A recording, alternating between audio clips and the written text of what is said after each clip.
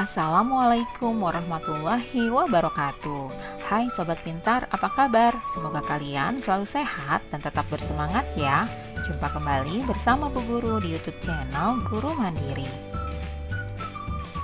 Pagi hari ini Bu Guru akan menyampaikan materi pelajaran untuk kelas 6, tema 4, globalisasi, subtema 1, globalisasi di sekitarku, pembelajaran ketiga. Namun sebelum kita mulai, marilah kita awali pembelajaran kita pagi hari ini dengan pembacaan doa terlebih dahulu. Anak-anak, warisan budaya Indonesia yang dikenal dunia tidak hanya batik dan angklung. Di bidang olahraga, pencaksilat adalah salah satu ilmu bela diri khas Nusantara yang juga merupakan warisan budaya yang mendunia. Pencaksilat di era globalisasi. Silat merupakan tradisi yang diturunkan secara lisan dari guru ke muridnya. Hampir tiap daerah di Nusantara memiliki tokoh pendekar silat kebanggaan. Pencaksilat memiliki gerakan unik yang mengalir dengan koreografi layaknya tarian. Dalam tiap gerakan juga terkandung filosofi. Hal ini membuat pencaksilat menjadi salah satu ilmu bela diri yang menarik minat dunia. Negara anggota Persilat atau Persekutuan Pencaksilat Antar Bangsa saat ini telah mencapai 47 negara. Di belahan dunia yang berbeda, berkembang juga berbagai jenis olahraga bela diri.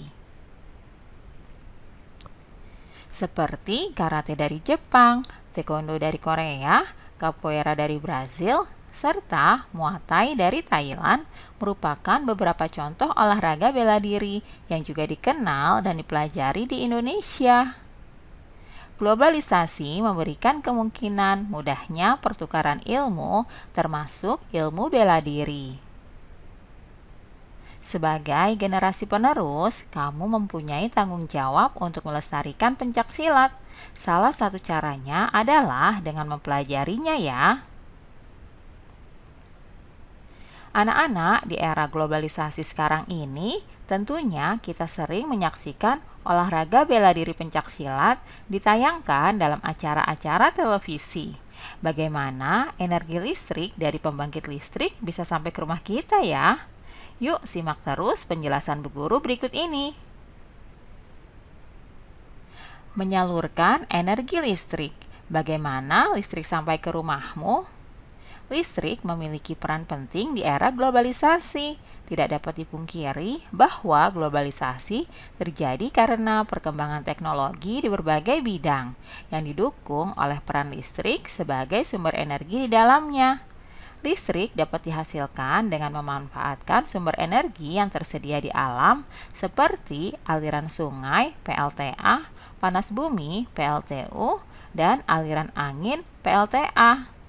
Selanjutnya, setelah energi listrik dihasilkan di pusat pembangkit, energi listrik tersebut kemudian dinaikkan tegangannya oleh transformator penaik tegangan hingga 500 kV, baru kemudian disalurkan ke berbagai tempat menggunakan sistem transmisi yang dinamakan saluran udara tegangan ekstra tinggi atau biasa dikenal dengan SUTET, yang menyalurkan energi listrik dari pusat-pusat pembangkit.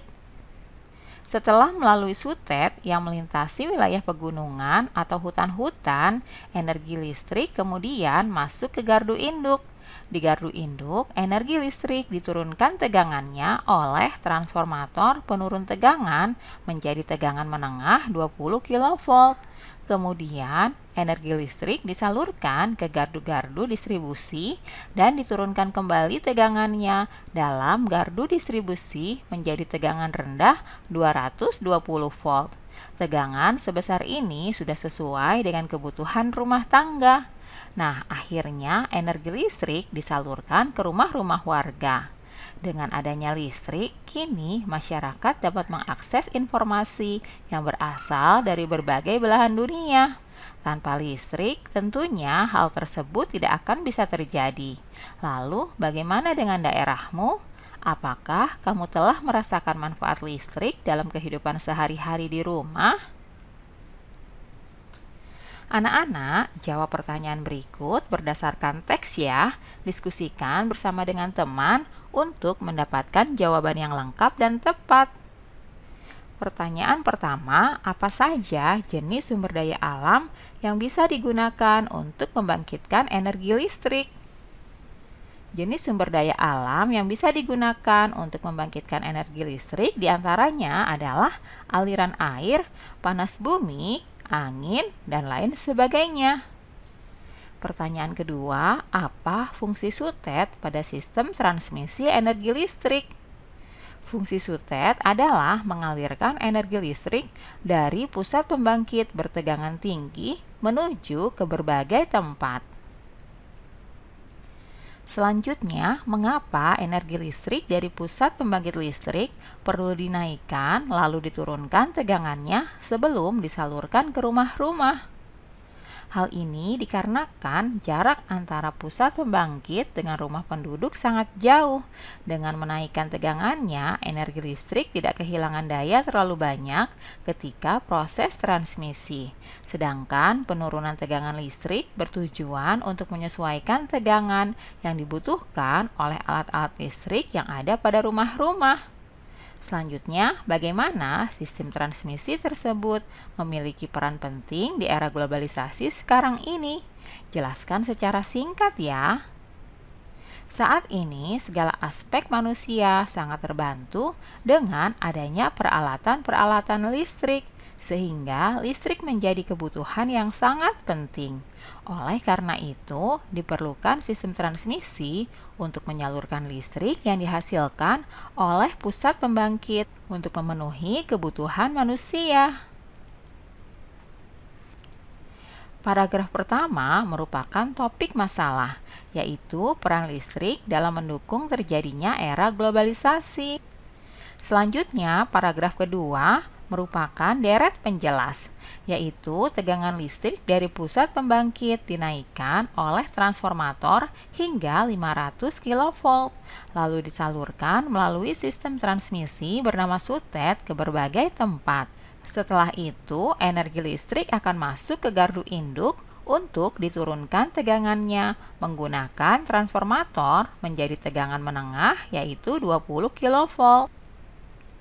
Kemudian, energi listrik disalurkan ke gardu distribusi untuk diturunkan lagi menjadi 220 volt sesuai kebutuhan rumah tangga. Akhirnya, energi listrik disalurkan ke rumah-rumah warga.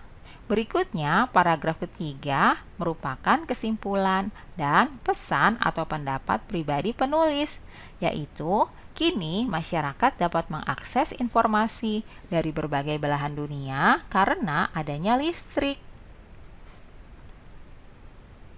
Anak-anak, kamu telah memahami proses menyalurkan energi listrik dengan sistem transmisinya. Komponen utama pada proses penyaluran energi listrik adalah sistem transmisi, sistem distribusi, serta transformator penaik dan penurun tegangan. Siapakah penemu sistem transmisi tersebut?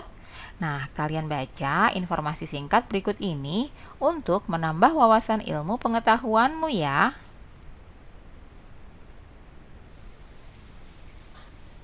Nikola Tesla, seorang berkebangsaan Yugoslavia, adalah penemu sistem pembangkit dan transmisi listrik pada tahun 1895.